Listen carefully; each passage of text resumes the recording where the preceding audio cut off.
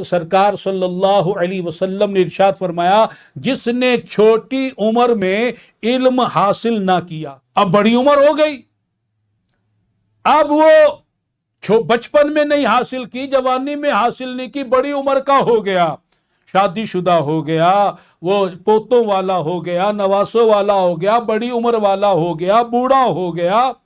मेरे सरकार फरमाते छोटी उम्र में तो दीन ना सीखा।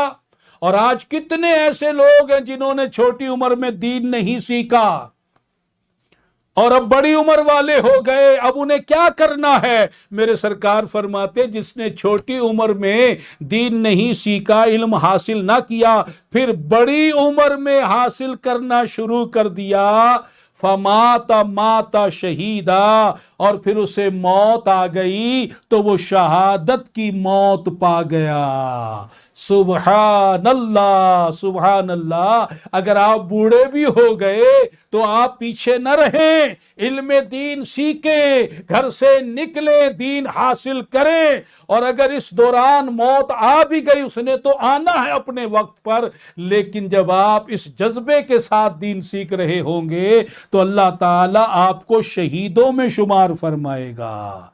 सुबहान अल्लाह, सुबहान अल्लाह। मेरे सरकार ने फरमाया तलबुल इल्मी फरीदतुन अला कुल्ली मुस्लिमिन व मुस्लिमा, कि मेरे दीन का इल्म हासिल करना हर मुसलमान मर्द पर भी फर्ज है और हर औरत पर भी फर्ज है।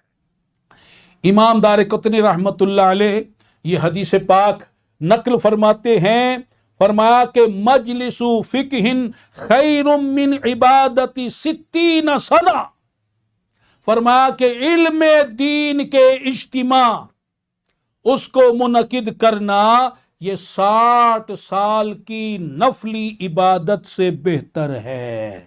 सुबहान अल्लाह, सुबहान अल्लाह। और हजरत इब्ने अब्बास रदी अल्लाह तआला अन्हु का फरमान वो भी आपके गोशे गुजार कर देता हूं। आप फरमाते हैं तलबुल इल्मी यौमन खैरुम मिन सियामिन सलासता अशहुरिन, एक दिन इल्म हासिल करना 3 महीने के नफली रोजे रखने से बेहतर है।